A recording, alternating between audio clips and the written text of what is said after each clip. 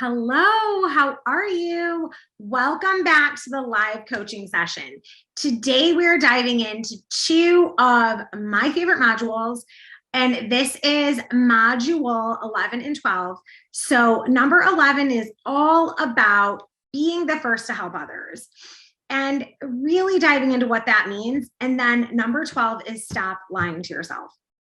Sometimes I say stop effing lying to yourself if we really have gone down a tunnel of where things are, not so clear and we've been telling ourselves lies for a while. Sometimes we just need to radically shake ourselves out of that.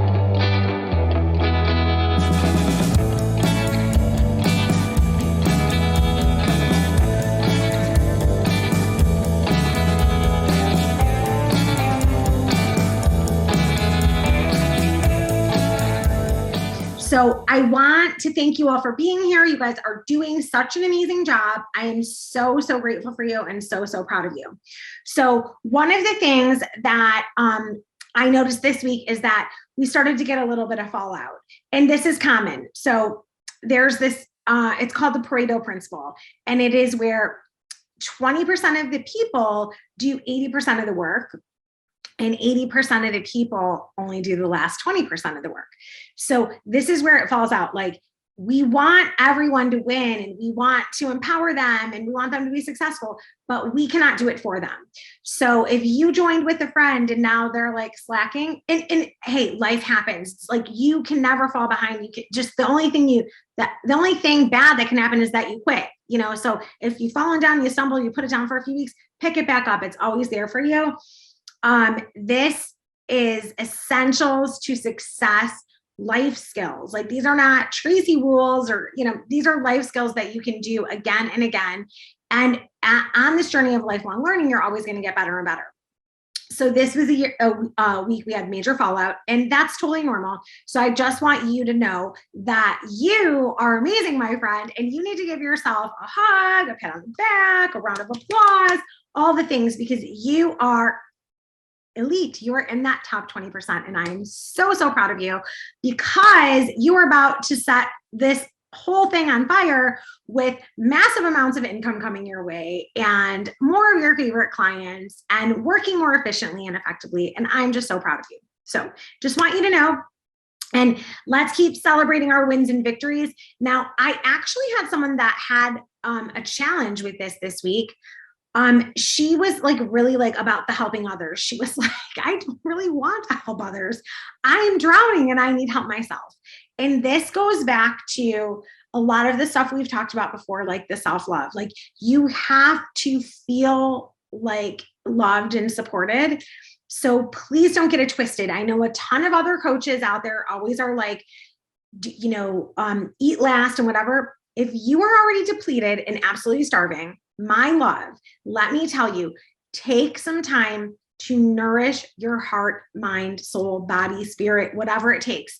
Get a chakra cleansing, do some Reiki, get a massage, do something for yourself. Because if you're just helping others because you feel obligated or out of guilt, it's not going to feel right. Energetically, you're not serving, so you're not going to get this sort of reciprocity give back either. So understand that you are amazing, and the fact that you want to help others, but you don't want to, you're just like, I want to because I want to be a good person, but I don't want to because I don't have time and I'm suffering. Like, I'm so proud of you for understanding and recognizing your suffering, because so many of us have that. And I want you to just decide that guilt is useless and just toss it out, right? It's just absolutely useless. The only time guilt is good is in that moment. It keeps you from doing something bad, like maybe eating the whole entire cheesecake. You just take a bite instead. Okay, so that's the moment guilt is good. I'm going to feel guilt. Okay, great. Now the time has passed. You didn't do it, or you did do it, but now you don't want to beat yourself up about it because it's over. You can't do anything with it. It's just, it's like a whipping post now. So make the decision to release guilt because it's not serving you at all. And understand that when you are committed to helping people, it's got to be from a place of feeling whole and together, and that you're cared for, loved, and nourished. If we're doing it out of guilt and because like we just don't want other people to judge us, it's not coming from the right place. So it kind of like cancels it out, if so to speak. So if you must, just say, I'd love to help you, my friend. I'm just going through X, Y, and Z. If you really need help, let me know, because chances are other people are helping that person. And if you're feeling guilty about it, then maybe you just need to say that to get it off your mind, but then don't worry about it. Focus back on self-love, self-care. If you have not grabbed it yet, we have a like a gift for you guys.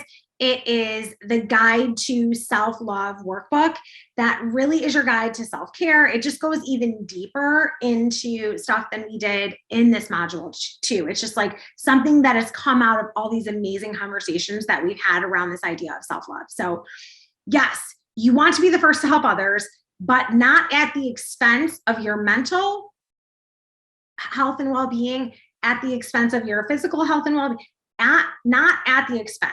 It should be a joy factor. So we're giving from this place of love and joy. Then it is absolutely be the first to help others. Now, don't create problems just because you don't want to help people either, because I've seen it go that way as well. Like, oh, I have all this good stuff going. Like, I don't want to. So the thing is that when we're grateful and we share with others all that we have, and we're doing this from this loving, joyful place, we get more, they get more, and it actually helps the ripple effect of the community. So understand that it's always good to be first. What I mean by that is so often we'll think about it, like, what will they think? What is this? And I'm just saying, in this moment, when you are feeling great, you need to take action. Just do it. Don't give it any more thought. Be the first to help others. If we wait too long and think about it, then we're like number 27, and it's not as impactful when maybe you had that idea first and it would just be remembered. So that's how you create memorable connections. First, feeling the love and appreciation of oneself, and then giving from that wholeness of love, care, and nourishment. That's what we mean by be the first to help others. Then that's so important. So definitely do a deep dive. I even have a list of like when this happens, like what's like my go-to. Like let me give you an example. My dad died. Oh God, it's been more than 16 years now, but it feels like, yesterday, like it still makes me sad. I had never gone through something like this. So I used to send flowers or cards and like all this stuff. And sometimes I do those things, but what I really appreciated were the people that sent like food, like sandwich tray stuff to the funeral home and like all this stuff. It was so helpful because we were all so busy, so overcome with grief. We did not even give food, we would end up starving if it was not for those people that obviously had been through that before. They sent like a sandwich tray, and that is something. So I tried to do something like that when I know about, like, if it's someone close to me and I know that someone died, like, before the funeral arrangements are made, that's like usually something I like to send, because I know that it, like, you just forget about that. It's just like an afterthought. So that's just something, right? It could be that I try to call people maybe the day before their birthday instead of always on their birthday. Because, they get bombarded, and it's nice to be remembered on other days, or, whatever, the beginning of the month, even. Sometimes it's just nice to do different things. So figure out what's best for you and then do it that way. Like with my books and stuff, I really like to write a loving inscription in how I do my signature. It's like really important to me because you're going to have this book forever. So if you buy a book from me directly, I like to write something nice. So if you and I have never met, then even like in the email, when you purchase it, it's like, this is what I'm into. Oh, great. Then I can like write something, genuine, authentic, that I want to meet you someday. So whatever it is, think about how you can best help others, and know that sometimes you just need to have like a little list, because stuff happens, stuff really happens. So that's just super important. The other thing is, as we move into so it's like we go from being first to help others and that loving, that loving space. And then we go into the stop lying to yourself module. And this one is tough for people because we tell ourselves so many stories. And back in the day when we were cavemen and we were getting chased by tigers, we weren't living in our like comfortable homes with plush couches, air conditioning, working lighting, and plumbing, heat, all these like comfortable amenities that we have in modern society, which is amazing, right? Like this delish cup of tea that stays hot for so long because of the Yeti. Like we have all these comfort and amenities. So when we feel this, like we're afraid to do something, it's usually the ego talking, like stay comfortable, stay small, because the ego is trying to protect you from a tiger, right? Me going live on Facebook is not as scary as a tiger. So I'm going to just go live on Facebook, even though I don't like to watch my videos after. I don't like how my voice sounds. It's weird, awkward, all the things. We just do it anyway, because our brain will lie to us. It'll hook us in and trigger something as crazy as, oh, I have fear and flight going on because it's like being chased by a tiger.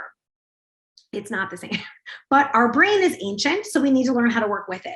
So stop lying to yourself, and all the things I walk you through in that module are so important. The stop, take a breath, ask yourself while you're feeling it, feel the emotion, actually feel it, let the yucky stuff come in. Like the more we try to run from it and stuff it, that's when we eat too much, drink too much, make bad choices.